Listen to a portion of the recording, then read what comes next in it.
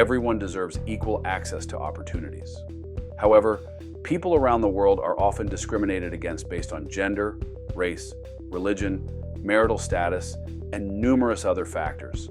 As a result, many are denied the freedoms people often take for granted. That's why we've invited 3 experts on equity and equality to explore the impacts of inequality and how sharing resources can result in better outcomes for people and businesses. They are Niveditha Palani, the president of the Women and Child Development Society, Pippa Jarvis, the managing director of Embrace Village and TLC Children's Center, and Dr. Graham Boyd, the founder of Evolutesix. After their presentations, they kindly took questions from the audience. That was very informative session, I must say. But before I start with the Q&A session, I'd like to thank our guests again for sharing their valuable knowledge and experience with us. And as I always say, that with step-by-step and drop-by-drop, we will certainly make a big change for a thrivable future. So with that, let's move on to the first question, and any of our guests can answer first. My question to you is, what's that one value you think is essential for building an inclusive society which can thrive for generations? I'll throw in a thought from my side wearing a serious business hat. And I would say that that one value is love. I think that's really funny because that's what I would have said too. It really starts with that. It starts with the building blocks of relationship and of sustainability. What is the point of sustainability if we don't love the people around us and the world that we're in? There is no point otherwise. So for me, it really starts with that. And people always raise their eyes and say, "Oh, you're so naive," and what a kind of an innocent thing to say. But it's true. Like, who fights for something they don't love?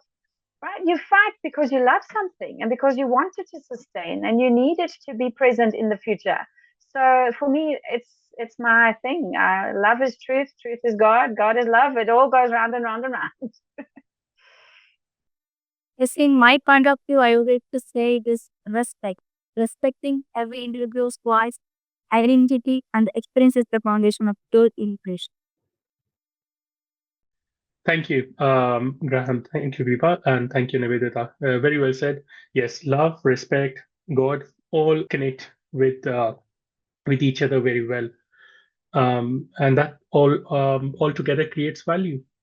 May I add something to that, which will connect them together? I heard an extremely good definition about 20 years ago now from a CEO of an Italian cement company, Beppe Robiato. And he defines spirituality as love in action. And that links together spirituality and love. And for me, respect is inside that. When you put love into action, it's coming from a place of deep respect. I agree to that. Yes, very well said again. Now I'll turn to Niveditha with a very specific question to her based on the presentation she made. How can we ensure that marginalized voices of a section like differently abled people or women are heard in any of the thrivability conversations? Through our voices. Because when they are out to break their voices, and it's not shame of the other responsibility to bring their voices towards. Right. Now, last Pippa question based on her presentation. If you can share your experience regarding community storytelling, there was a slide which talked about this, and how can shared storytelling contribute towards community healing and solidarity? I think it starts with building trust. In any relationship, you can't go forward until you trust those around you, at least sustainably. You can go forward for a short time, but eventually you'll stop taking the risks that are needed for growth. And so we start with storytelling as a place to build trust, to find common ground, which means starting with simple things first. You don't go into the depths of somebody's despair early on in relationship building. You start with the things that what binds us together. Why are we all here? For example, this location at this time, and you start slowly to hold their sharing in safe hands, and you teach them how to do that for each other, because that's really the risk, right? They share with people with whom they live in their communities, And if they feel vulnerable and that is at a risk, they won't share and they won't grow. So we have to start reminding them the same way you do when you're raising a child, that trustworthiness is earned. You have to show that you can keep a secret. You have to build that relationship of safety, and you have to honor people sharing. And in doing that, then we start to build and can share deeper and deeper and more meaningful stories, which then actually, interestingly, actually knits us closer together, because we realize actually we share a lot more in common. We just didn't know it because we were too scared to say so. So it's a powerful strategy for building community. Yeah, I do agree. Thank you for explaining that in simple words. That really helps our audience to understand this, the power of storytelling. I'll come to Graham. You showcased the Farmer's Fable slide to us, and with that lovely story to connect your thoughts. If you can help our audience to better understand what is the core message it conveys about the real world economic challenges. So the core message that conveys is that, first of all, the real world is full of unpredictables, unknowables. It's full of volatility. And we've all experienced this. There are days where we wake up and we're full of energy, and days where we wake up and we have no energy. There are days where maybe we wake up and we're ill and we can't get out of bed. And the same is true in business. And one of the biggest reasons why neoclassical economics has failed us in terms of getting us to a sustainable economy, one where we can all thrive, is that in a world where things are unpredictable, we need to embrace that unpredictability. We need to work with it, not try to control it away or magic it away. And the way to work with it is to collaborate, to pool resources. Just as, if I'm living together with somebody, it doesn't even need to be, a parental pair or anything like that. But if I'm just living in the same house with somebody else, the chances that we're both ill at the same time is significantly lower. So when I'm ill, I can go shopping and cook food and everything. When she's ill, I can go. Well, you get what I'm saying. I'm confused the story of it.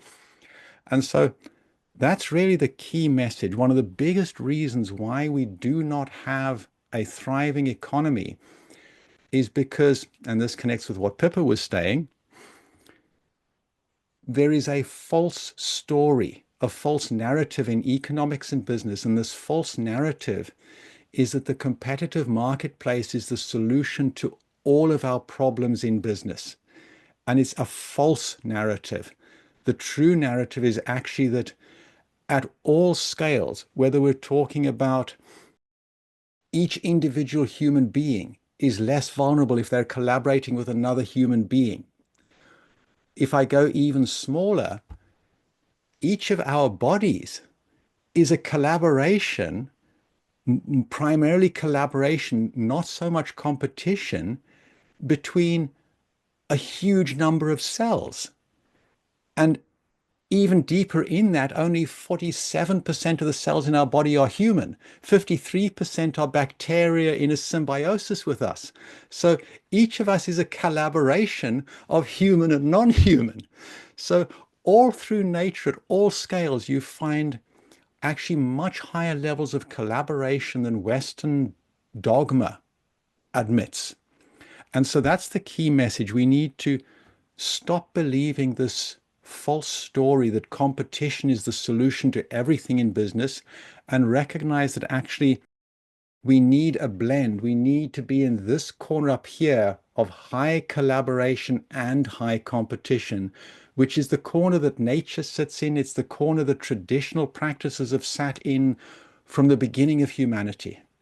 Thank you for explaining that very well and connecting it to the real world. I'll come to Niveditha again.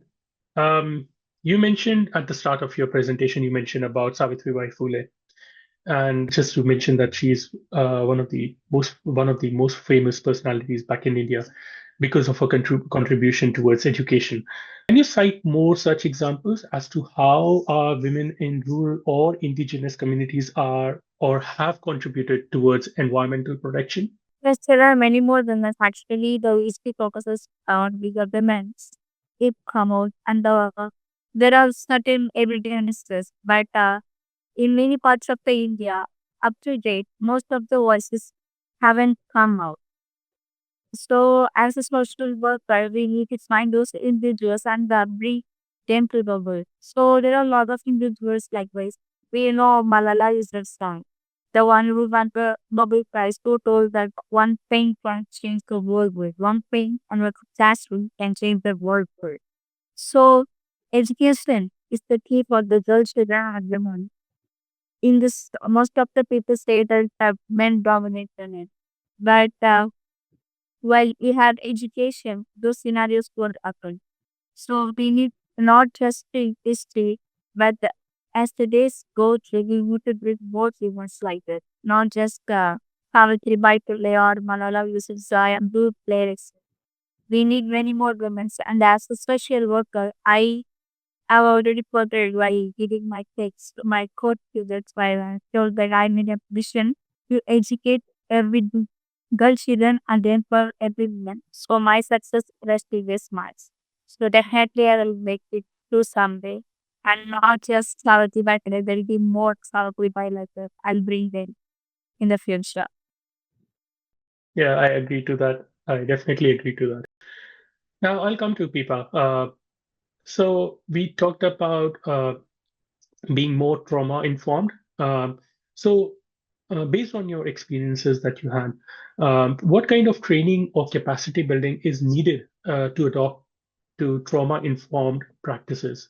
Starts again with trying to see human beings as necessary, as needed, as valuable parts of our toolkit for life, rather than excluding them because they're somehow damaged or, trying to ascribe worthiness to somebody and now they've failed a test of some sort because they're addicted or because they're have anger issues or what, we need to find a narrative that says everybody belongs in our village globally and how do we support them to be their best selves. And so trauma, the problem that comes in with trauma is that it fundamentally changes your view, it changes your lens that you look at life through, and you need people to help you reprogram your vision so that you have a vision for collaboration and a vision for the future. Because trauma, because it's a hurt, right? Trauma is like a deadly wound in your soul. If nobody is there to help you heal that, you can't do it on your own largely. Trauma is seldom healed in isolation because we always say trauma happens in relationships. So you need the relationships to do the healing. Otherwise, it doesn't work. And so I think when we talk about being trauma informed, it means looking through eyes of grace. It means looking at people in their woundedness and understanding that who they're showing up as isn't actually that self-actualized person. It isn't the person living into who they were born to be. It's who they've been wounded and how they've been contained in the world. And we do that through our children's lives. So we'll have a child who has a trauma who then becomes behaviorally challenged. Then the label becomes, oh, this is a difficult child, or a child who's hard to love, or a child who's hard to educate. And that label then becomes their destiny rather than us looking for ways to say, oh, there's a wound there. Let's quickly see what we can do to heal it. And when I say quickly, I mean we should act quickly, but it takes a long time to repair a lot of these damages. And the earlier you are when those damages happen, the longer it takes to recover because those neurons are so deeply inlaid into your neurological development. So trauma in children is really, really what we're seeing happening now in our adult populations around the world, is that it's now being presented and it's displaying itself in bad behavior and poor choices and an inability to collaborate because we don't feel safe with each other from a fundamental core. If we could see everybody as the baby that they are rather than the grown-up that they are, I think we could make a lot more inroads into building safe relationships with people because we're much more tolerant of badly behaved babies than we are of badly behaved adults.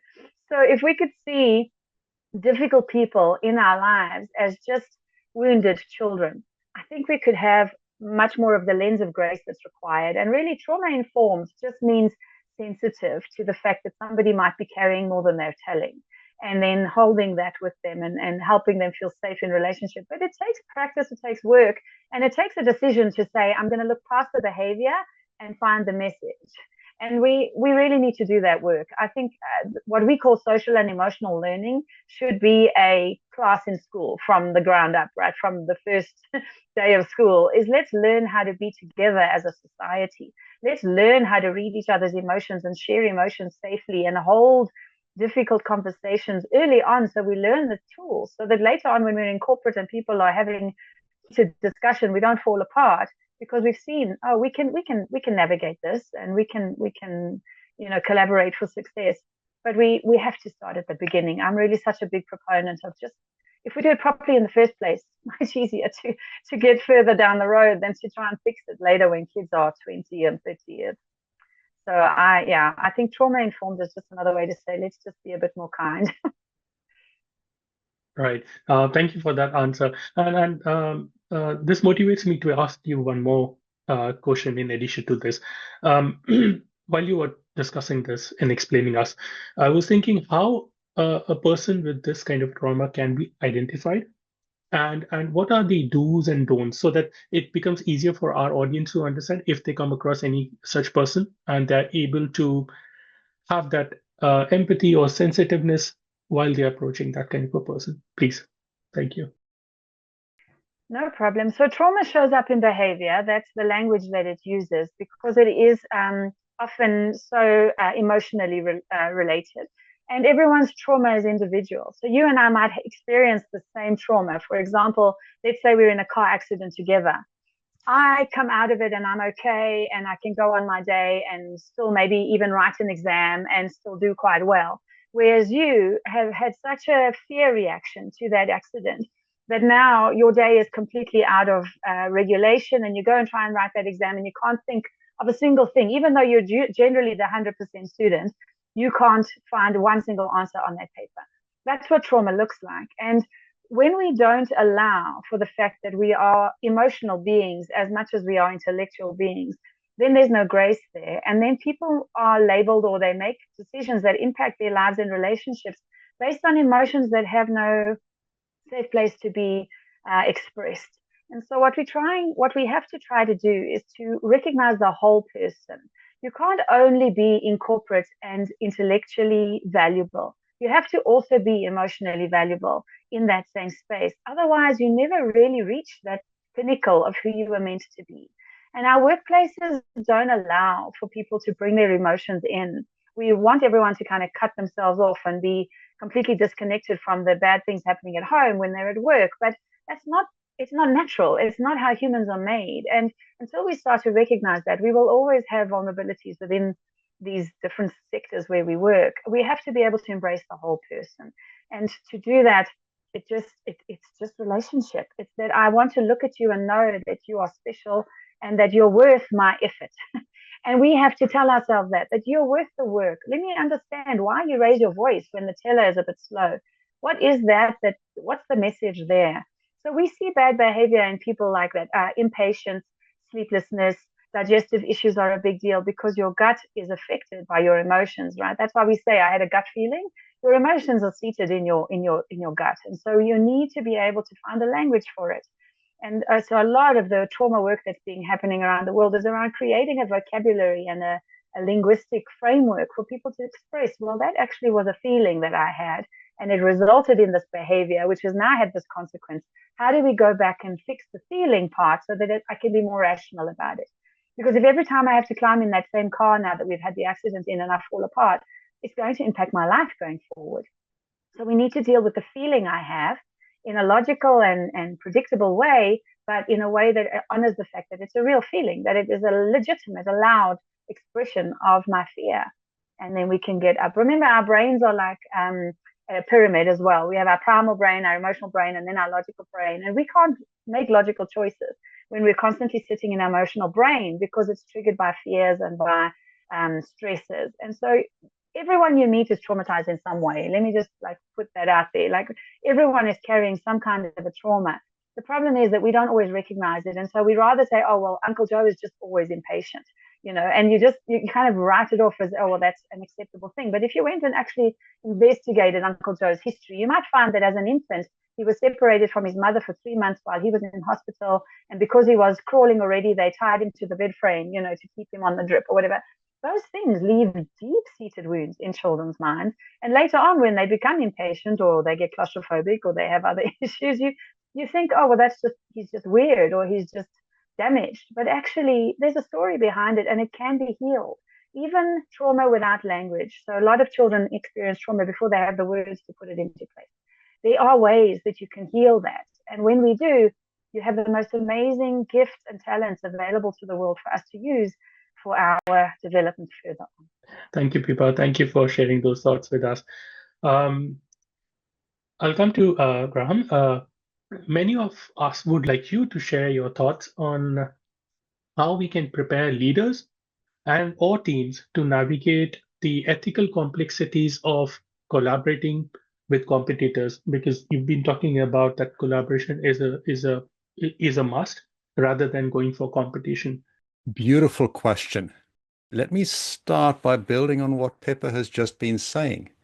It starts by recognizing that most of what people say and do is more driven by protecting their vulnerabilities than by achieving their aspirations. And this is true whether you're talking about somebody very young or somebody very old. And so at the heart of what we bring to the startups that we accelerate and build in our program is a structured dialogue pattern. We call it the adaptive way, which is all about, as soon as the emotional interaction, the level of the emotions in our interaction is higher than the topic seems to warrant, it's really clear that there's something else happening. Something in our internal stories of who we are and what we need to do to protect ourselves is getting in the way. And in particular, it gets in the way of collaboration. And so that's one of the key things, is to really enable people to share the stories that they've constructed, that they get their identity from.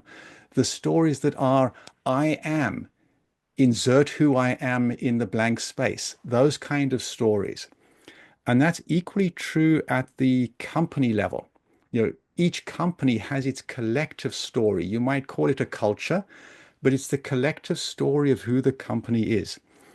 So for competing companies to be able to collaborate, it's essential that we're able to articulate the stories, articulate the vulnerabilities that might be leading us into dysfunctional competition because we're too scared to collaborate.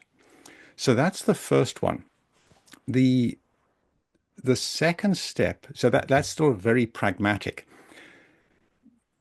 There's another step or aspect which is linked to the ethical side of cooperation, which is much of our legislation, antitrust law, etc., in the West is built up on the story that pure competition is the natural way of interacting between companies.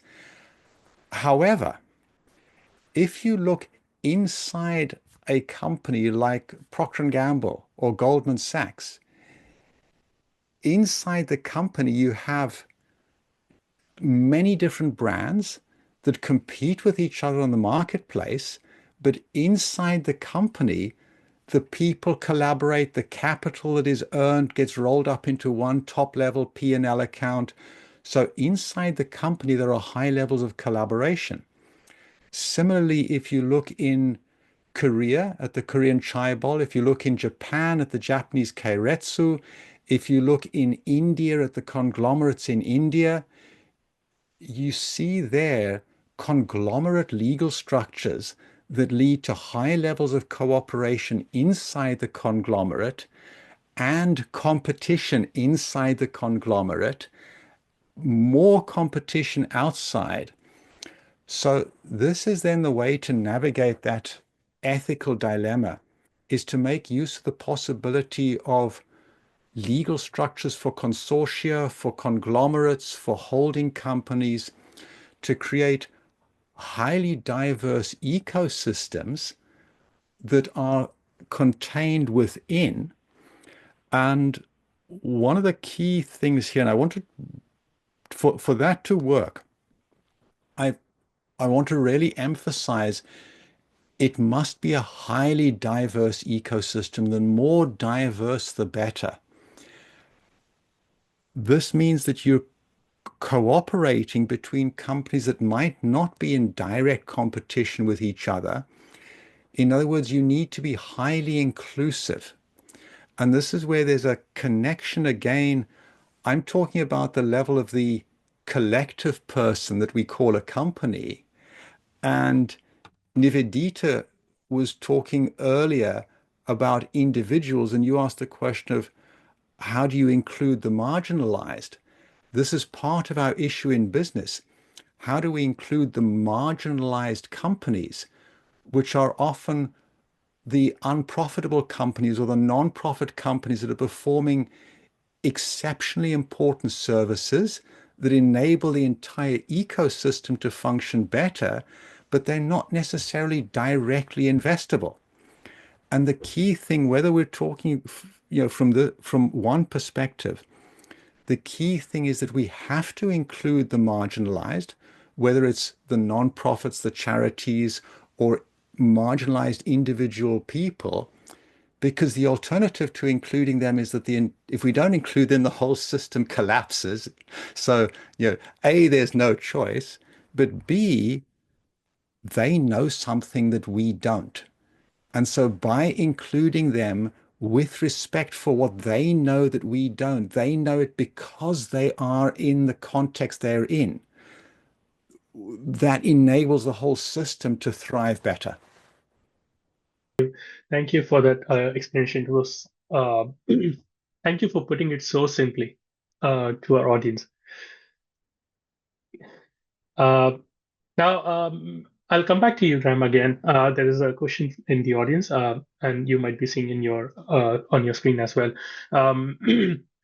This is from Dr. Maurice Fedeli from Brisbane, Australia, from Thrive Project. His question is, collaboration at all levels is key. Can you elaborate on the commons in relation to future generations? Yes, I like that question. So, first of all, I have a very broad concept of what a commons is. For example, I think of my body as a commons. It's a commons of different human cells and bacterial cells, but it's quite a closed commons. I don't just allow any cell to participate in this commons. So that's first for one of the key things. We must distinguish when we're talking about commons, whether we're talking about a closed commons like my body, or a company as an incorporated commons, or a city or a village as a closed commons, versus the oceans, the atmosphere, the planet as a whole, which at a human scale is an open commons that everybody has access to. The tragedy of the commons is mostly misunderstood. The original paper spoke about the tragedy of an open commons, because governance of an open commons is really hard. And when you look around the world, the brilliance of Elinor Ostrom's work, Understanding the Commons, she looked at well-governed, highly functional, closed commons. So that's the first thing. The second thing is that one of the key aspects of when something is governed as a commons, recognized as a commons, it's clear that this is something that nobody owns. At best, it's being stewarded for future generations, for life as a whole.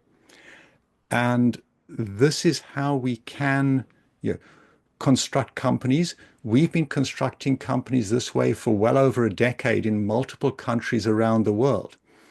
And this way of constructing the company and making it explicitly visible that the company is a commons makes it clear that the current generation, in return for benefiting from the surplus generated by the commons, we have an obligation to steward the commons wisely for future generations, for life on earth.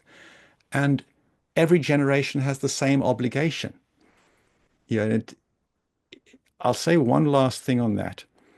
We can think of an oak tree as a commons within a forest that is itself a commons.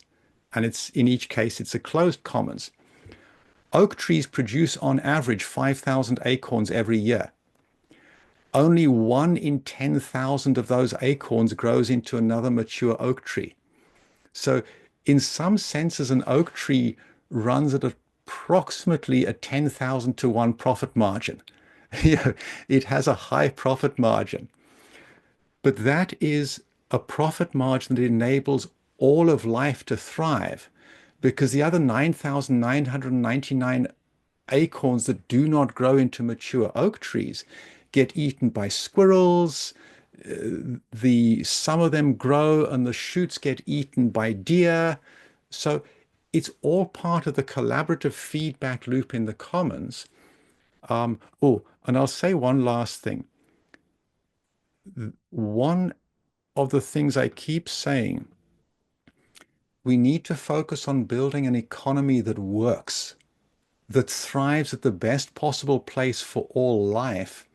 And part of that means that there is a place for the predator, there is a place for the parasite, there is a place for the symbiote. You see that in nature. If you remove sharks from a marine ecosystem, the marine ecosystem collapses. Thank you. Thank you for your answer. I'll go back to Niveditha again. In your previous answer, you talked about the girl education. My question to you is, we understand girl education is very, very important. So what are the most effective interventions for reducing the school dropouts among girls? And I know I was born in India. I've seen it. It's a big problem, not only among girls, but also across genders. But still, my question is specifically for dropouts among girls. First question is I would like to explain to our service master. We have our differential development society was established in the year 2001. And our first service we started was Hidden Academy education for the children. It was not just educating the children. It was actually to promote the girl children to grow the school. So the scenario was the parents were daily laborers. So what they do was they keep their elder girls children to take care of their little children in their home. So this was affecting their education system as well. So while we was seeing those villages, actually our services run in 6 villages, and we have out of the 6 villages in our Politologio member district in Tamil Nadu. So we have seen those scenarios in those villages, and the people from our organization decided to not make this situation worse. So we have put the girl children for our tuition center program and them for kindergarten program. So we can't just raise voices to others, just saying that give education for the girl children, let bring the net for it. If one say that you can't completely to do, instead we need to take it by ourselves. And when we start doing, others will also start doing this road. So we we did it by ourselves, and until now we have employed more than 1 lakh on 90,000 lives until this year. So when we do that, I am sure that the others will also be less. So we need to embrace the individuals, the youngsters to take. I have also thought about the each one vision concept in my presentation itself. When every educated woman educate the individual women, I think this in the dropouts rate will reduce, and I think all the women and the girls will be educated and empowered as well. Yep, thank you, Niveditha. I must appreciate on behalf of Thrive Project the kind of work that you're doing, and wish you all the best for all the efforts that you're putting in. And definitely we'll see success in that. I'll come to Pippa. Uh, could you please share some examples of community initiatives where collective healing has led to greater engagement and also led to a social change?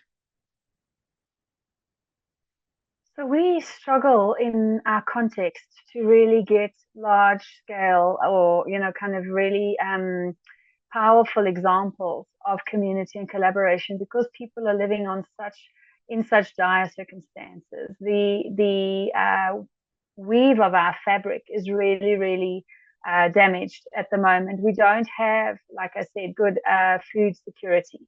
81% of the families who attend at our center live below the food poverty line.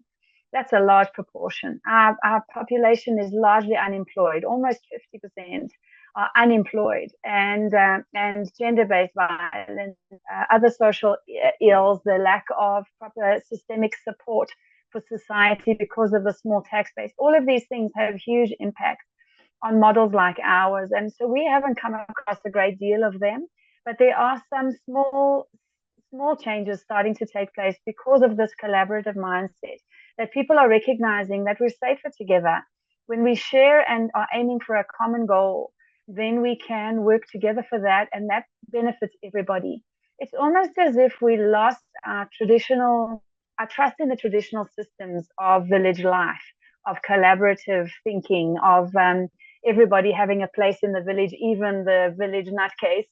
He still had a place in the village. And we need to get back to that. So I can't give you great examples in our context of this working, except for what I've seen with my own eyes, which is, I feel like we're still in the baby phase of it, but we're seeing massive differences. And so there are other NGOs that I'm sure are available, to maybe give more insight into how their models are working. We have ones that are also doing integrated programs. So they do, for example, there's a wonderful one that gets a lot of attention called Africa Tikkun, which their motto is from I think it's the cradle to career. So their interventions are based on all the phases of children's lives until they develop into a space where they can be employable. Because remember, actually, that's the other thing that I often feel that corporates, as Graham refers to, are blinded to, is that their workforce that they depend on are human beings in relationships with each other. And unless we attend to that part, there will never be real success in the business. The sustainability is vulnerable because people need to be nurtured. People are naturally collaborative. We're naturally herd animals. We like to be together. We enjoy community when it works well. And we want to try and, really grasp connections where we can. And so the better your culture in the corporate is around doing that, about building connections, the more sustainable you become. So I think for us, it's still a work in progress. I think we're facing a lot of issues. And if I might just refer to one of the questions that came up on the question and answer chat there, Nasia put there and asked, when someone is deeply traumatized, then they lose trust in society. And how do you then rebuild that trust and form connections so that you can help them move forward? It's such a tricky question because it assumes that somehow we have power in society, like to change societal things. And really, we only have power to change ourselves. We have to show up as love. We have to show up as grace. We have to show up as willing to do the hard yards. We can't rely on the systems. The systems are broken. They are so entrenched in their inability to be flexible. They're so rigid and inhumane, that we can't, there's no success there for me. When I look at systems and I see what they do, they largely actually don't support and protect. They largely do damage and re-inflict wounds. So I'm a big believer in trying to do this from an individual perspective and make as much impact as you can. And just trust that. My sister always says, trust the ripple. Trust that the difference you make in the lives of those around you, if you're showing up properly, then that will carry forward and that will make systemic change. But if we try to go in as individuals to the system and undo all the damage or protest at the doors and, try and and undermine what's already systems have built, you won't get anywhere, because they are designed to not allow that. They have this impermeable shell that doesn't let you really get in there to make the changes. And then you have to become an extremist like Trump to try and break the system down to do something new. And that does also do damage. So I feel like we really have to just look, what can I do in the world with the relationships I have, and show up properly there, like really properly, like putting in that effort and not leaving it to the system, not leaving it to society, and not trying to blame this big outside evil. It has to start with us, with our relationships, with the way we treat each other, the way we see each other, and the value that we ascribe to the people around us. Thanks. Thank you, Pippa, for being so honest and open about this. And I really love the fact that you discuss about the ripple effect. It has impact, not in the current times, but maybe in future. I do agree on that. I'll come back to you, Graham. In one of your slides, you touched upon pooling business ecosystem, and you have been pointing that out in many of your answers that you just gave right now. I want to know what kind of shared resources, infrastructure, or knowledge could be pooled together to increase the collective resilience. Excellent. So that's a little bit like asking me what is the ideal length of a piece of string? The answer depends on the challenge that you're trying to solve with that piece of string. So let's say at one level, at the easiest level to do, and you see this, for example, in traditional business communities in Germany. You might also see things like this in a traditional informal market in Africa. So the traders will meet perhaps once a week on a Friday after work has ended on a Friday. And they might simply pool stories, lessons that they've learned, ways of helping each other run successful marketplaces or successful businesses. That gets much, much more effective, though, if they do what happens on marketplaces in Africa, happens in Europe in the older ways of running businesses in smaller towns, which is to come together and to say, right, this week I have made this much more profit than I actually need to function next week. Now, that's key. As Pippa was saying, if you're running below the survival line and you don't even have anything beyond the minimum you need to survive for another day, there may not be very much that you can pool materially, but perhaps you can pool something in time or something else. But so informal traders can come together on a Friday and say, right, I have so much extra surplus. I'm going to put 10 units into the pot in the table. Another trader will put in 20. Another trader might put in 5. Another one might put in 100. And then that pot will be given to one of the traders to use to buy an expensive support capital good that they would otherwise never be able to afford, that will enable them to bump up their business because they now have this supporting equipment. And then the next week it will repeat, but another trader gets that. And you find these things around the world. You know, in South Africa, you have the Stokvel, which is more or less the same kind of thing. You find what I've just described in Kenya. So that's one level, but then I'll put in another example that a lot of people in business and in our world might not be aware of. Poker players do this. Professional poker players come together in a syndicate. They calculate the statistically expected winning for each player, and any winning above that statistical expected value is put into a central pool that is then shared out again amongst all of the poker players in according to some formula. And that recognizes that whilst poker long term is a game of skill, short term it's subject to very, very high fluctuations and volatility. And so by using this pooling mechanism between competing poker players in the syndicate, they make sure that all of the players stay in the game. They're all able to keep playing and stay at their long-term growth, regardless of the short-term fluctuations. Basically the same as you saw in that simulation of Farmer Bill and Farmer Ann. And the final thing I'll put in is one of the things that you can do here is pooling of human capital and intellectual capital. So a group of companies could come together into an ecosystem or a syndicate and hire one really good marketing professional that leads the marketing work for all of the companies in the syndicate. And they spend maybe half a day with this company, half a day with this company, half a day with this company, or a really good finance officer. So you can do that kind of human capital pooling across the entire system. But I'll put in one last thing, which is really important. And this comes back to what Pippa was saying, what Niveditha was saying.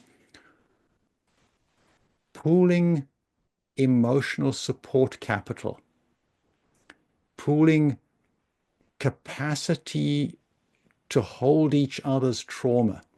So a woman who's on the board of another company, she reached out to me a couple of days ago and said, Graham, I'm dealing with a situation at work and this is triggering all kinds of emotions. Can I talk to you about this? And this wasn't something where I charged her a coaching fee or where she reports to me or anything like that. This is simply, we recognize the importance of our two organizations supporting each other. And this is part of what that is. And so I was emotionally in a good place then.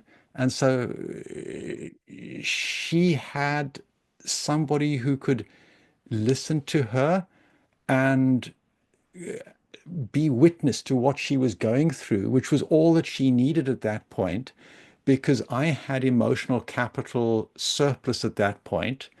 And maybe in a week's time, I will be in a bad place and she'll have an emotional capital surplus, and we can pool our emotional capital surpluses. Does that address your question somewhat? Yes. Thank you for putting it or explaining it through examples. That made things really easy to understand the whole concept. I was just thinking on one more thing. On real life scenarios, everyone over here in this room have been to airports, and many airlines pool their resources in terms of airport operations. So there's one person who's actually working for one company, and then that same person abilities or skill set is being shared by the other airlines as well, just to save on money and just given the fact that the whole business is so competitive. I'll come to Niveditha. In your view, what is the next big step for achieving gender equality in a thriving world? I would like to say that from my side, I'm going to do few things that I'm going to identify a district or a place that the literacy rate was low. And I need to find the reason why the literacy rate is low. And I would like to figure out the solutions for it. And as a social worker, I will proceed it further. So when this starts happening, I hope the world will thrive the gender equality, and we'll be able to achieve the gender equality and the sustainable development goals by 2030 as well. So because gender equality serves very well for the sustainable development goal, and if we need to achieve it in the 2030, I think we need to put more efforts to fulfill the gender equality. and many more solutions for the problem faced by them. Yep. Thank you for sharing those thoughts with us. If I may ask you, how can we ensure equality in access to trauma support services across diverse communities or maybe genders or nations or communities? I think we really need to start navigating the language. I think we need to give people language to explain trauma, to communicate their feelings clearly. I think the younger we can do that, to teach children to identify their feelings, communicate them well, and then have a strategy for how to manage them, I think that would go a long way to helping us undo a lot of the problems that trauma creates. I think a large portion of it is that people don't know how to explain what they're feeling because it's emotional and there's not words neatly bound and packaged. That's why I think art speaks to people who are traumatized, people who use art or poetry or some other kind of expression that's physical to bring that out, to find a way to express that. We need to be able to do more of that. And, for a long time, I think art and artistic expression in all forms has been seen as sort of lacking. I think there are some cultures around the world that embrace it a bit more, but particularly the Western world and the Western culture, there's not a lot of time for art. It's seen as play. It's seen as a hobby that you do on the side. It's not real work. And ironically, it's the part where our soul is doing its work. And unless our soul has done its work properly, the rest of the work, it doesn't come to anything really. So for me, I think it's about language. It's around developing and making it acceptable for people to say what they've felt and how this is making them feel now, even if they can't explain why. And then holding that with some sensitivity to the fact that there must be a reason, even if we can't necessarily identify it right now.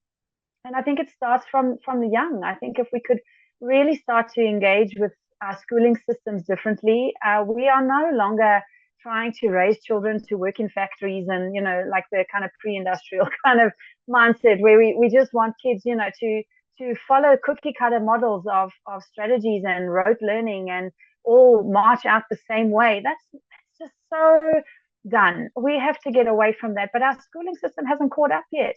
We are not teaching our children to be global thinkers. We're not teaching them unless you have money, right? So that's the difference.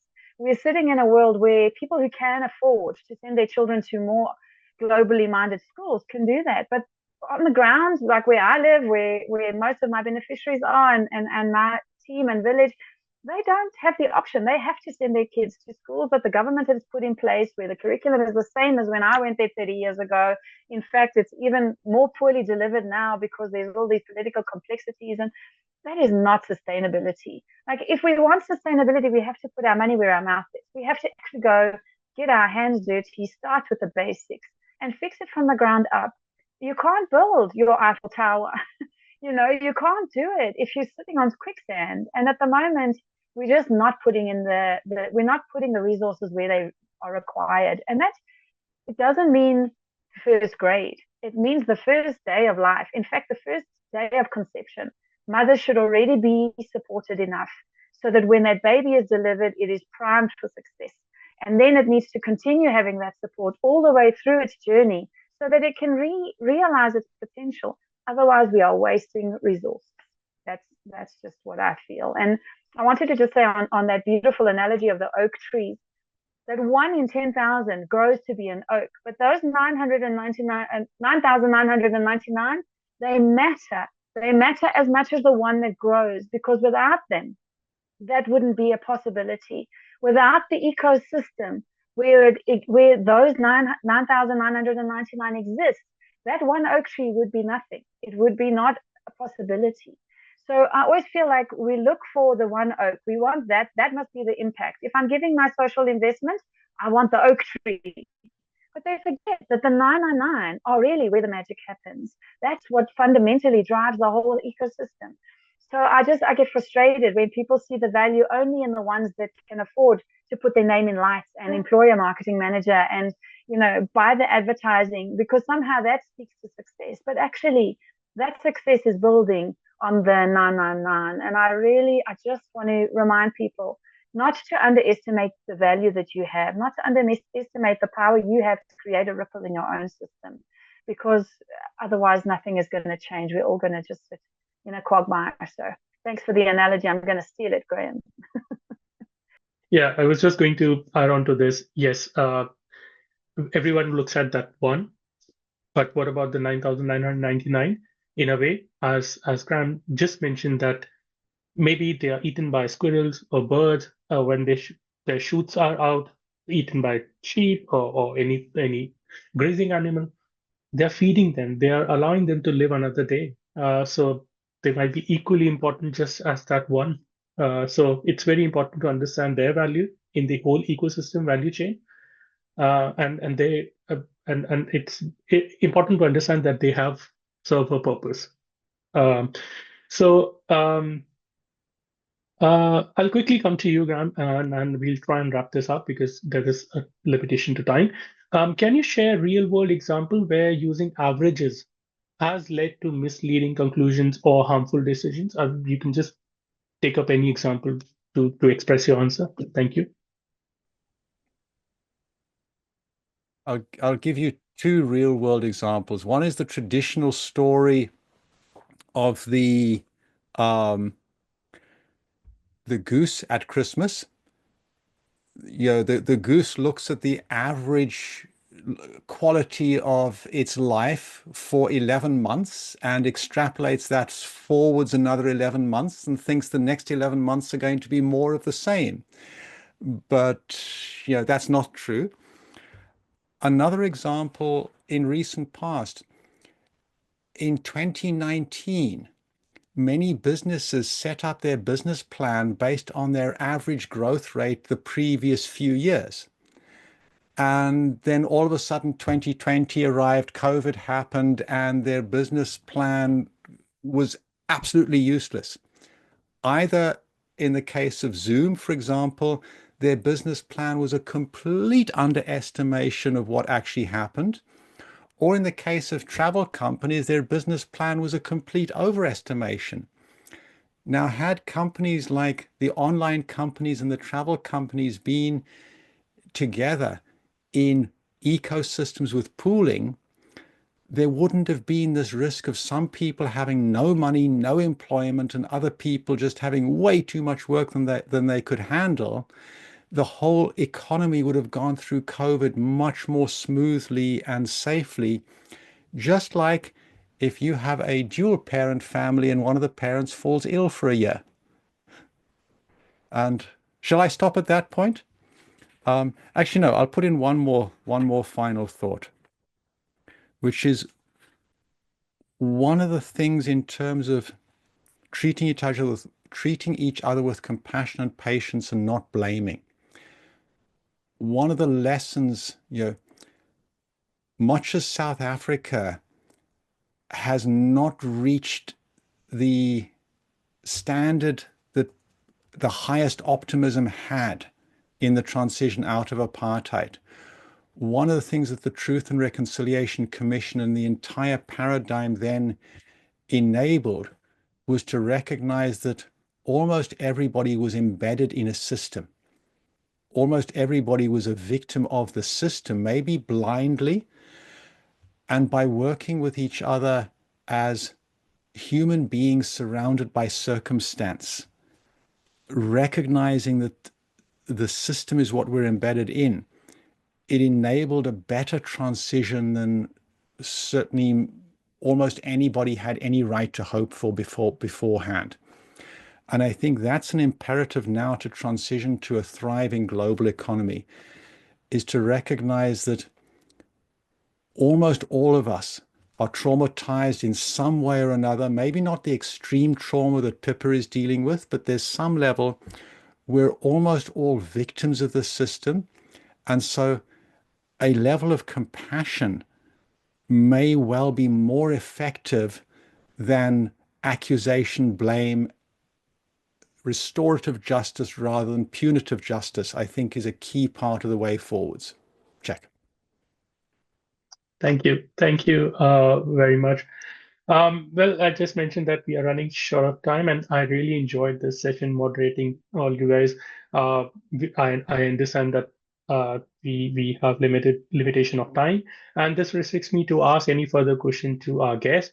But I would request our speakers to answer the remaining questions offline, and our viewers to sign up to the newsletter to get access to this Q&A, and any other latest updates that coming out.